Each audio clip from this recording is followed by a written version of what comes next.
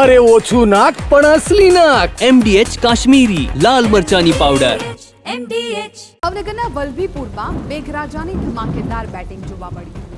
થાપનાથ ગામમાં ફરી વળ્યા છે કાળુભાર નદીના પાણી. ગામમાં ફસાયેલા 60 લોકોનું તાત્કાલિક રેસ્ક્યુ કરવાની સૂચના. વડોદરાથી NDRFની ટીમ છે બોલાવી છે. ગ્રામજનોનું હવે રેસ્ક્યુ કરવામાં આવશે. નદીના પાણી ગામમાં આવી જતા ગામ બેટમાં ફેરવાઈ ગયું છે. હાલ ફસાયેલા ગ્રામજનોએ મંદિર અને ઊંચાણવાળા મકાનમાં આશરો લીધો છે. સ્થાનિક પ્રશાસન દ્વારા પણ વહેલી તકે લોકોનું રેસ્ક્યુ કરવામાં આવે તેવા પ્રયાસો કરવામાં આવ્યા છે. ફરી એક વખત અમારા સંવાદદાતા અજીત ગઢવીનો સંપર્ક કરીએ. અજીત, જે પ્રકારે ફરી ભાવનગરમાંથી બીજા દ્રશ્યો સામે આવ્યા છે કે જ્યાં પણ લોકો ફસાયા છે, ત્યાં અત્યારે શું સ્થિતિ છે, કઈ રીતે કામગીરી? જી, વાત કરવામાં આવે જિજ્ઞાસા તો ભાવનગરની અંદર ભાવનગર શહેર અને જિલ્લાની વાત કરીએ તો જિલ્લામાં તો અનરાધાર વરસાદ વરસી જ ચૂક્યો છે, જેને લઈને ક્યાંક ને ક્યાંક મુશ્કેલી ચોક્કસપણે ઊભી થઈ છે. પરંતુ ગઢડા, અમરેલી, ધારી જે ઉપરવાસમાં જે વરસાદ થયો છે અમરેલી જિલ્લામાં, ખાસ કરીને ગઢડામાં પણ, જેનું પાણી પણ ઉપરવાસમાં વરસાદને લઈને જે પાણી ભાવનગર જિલ્લા તરફ આવી રહ્યું છે, જેને લઈને મુશ્કેલી વધારે ઊભી થઈ રહી છે. અત્યાર સુધી જેસરથી લઈ મહુવા તાલુકાના અમુક ગામ છે, ગઈકાલે તલગાજેડાની વાત કરીએ, આજે જેસર પાલીતાણામાં પણ આ પ્રકારની સમસ્યા લોકોને બચાવ કામગીરી હાથ ધરાણી હતી. ત્યારે અત્યારે વલભીપુર નું એક થાપનાથ ગામની અંદર કાળુભાર નદીમાં ભારે પૂર જેવું પાણી આવી જતા 60 લોકો ફસાયા છે. આ ફસાવાને લઈને જેનું સ્થાનિક તંત્ર છે, વલભીપુરના મામલતદાર સહિત તમામ જે કર્મચારીઓ અધિકારીઓએ રેસ્ક્યુ હાથ ધર્યું છે. NDRFની ટીમ પણ બોલાવી લેવામાં આવી છે. અત્યારે અમને જે છેલ્લી માહિતી મળી રહી છે તે પ્રમાણે NDRFની ટીમ પણ ત્યાં પહોંચી ગઈ છે અને તમામ લોકોને બચાવવા માટેની કામગીરી અત્યારે હાથ ધરી છે અને કોઈ પણ લોકોને જાનહાનિ થાય તેવી શક્યતાઓ નથી તેવી તંત્ર પાસેથી માહિતી મળી રહી છે.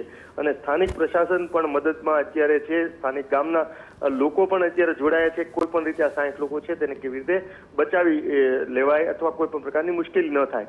ખાસ કરીને જિજ્ઞાસા વાત કરીએ તો જે ભાવનગરમાં જે ગ્રામ્ય વિસ્તારમાં જે વરસાદ પડ્યો છે, પાલીતાણા, મહુવા થી લઈને જેસર અને ગઢડાથી લઈને જ્યાં વરસાદ પડ્યો છે તેને લઈને ભાલ વિસ્તારમાં પણ વલભીપુર સાઈડ પણ પરિસ્થિતિ માં બેકાબુ થાય તેવી અત્યારે ધીરે ધીરે પાણીનો જે આવક વધી રહી છે તેના રીતે કહી શકાય. સામાન્ય રીતે ભાવનગરમાં વર્ષના અંતે, ચોમાસાના અંતમાં શેત્રુંજી ડેમ ભરાતો હોય છે, પરંતુ પહેલા જ વરસાદમાં શેત્રુંજી ઓવરફ્લો થયો તે કદાચ ભાવનગરના ઇતિહાસમાં પહેલી ઘટના છે વર્ષો પછી. ત્યારે એવું સમજી શકાય, માપ કાઢી શકાય કે ભાવનગર જિલ્લાની અંદર કેટલો મોટો અને સૌરાષ્ટ્રમાં પણ અમરેલી થી લઈને બોટાદ જિલ્લો છે, આ 2-3 તાલુકામાં જિલ્લાની અંદર અને તાલુકાઓની અંદર ગ્રામ્ય વિસ્તારમાં કેટલી મોટી માત્રામાં વરસાદ પડ્યો છે તેનું માપ અંદાજો લગાવી શકાય.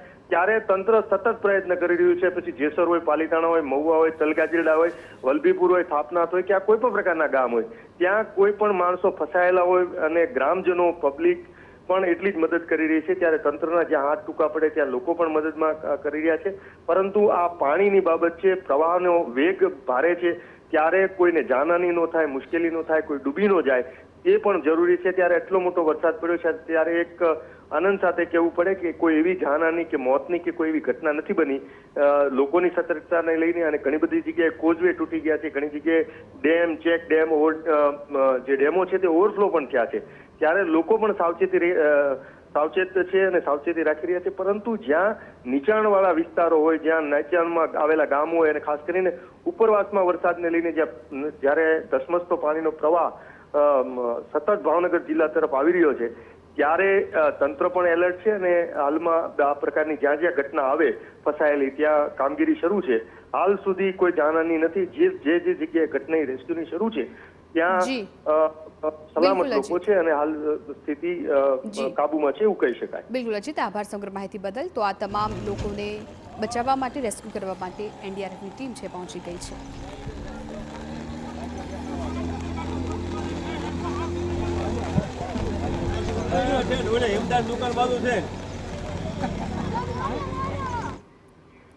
તો MDH ચણા મસાલા, હવે છોલા હોય કે ચોળા, સફેદ ચણા હોય કે કાળા ચણા, બધું મજેદાર બનશે. MDH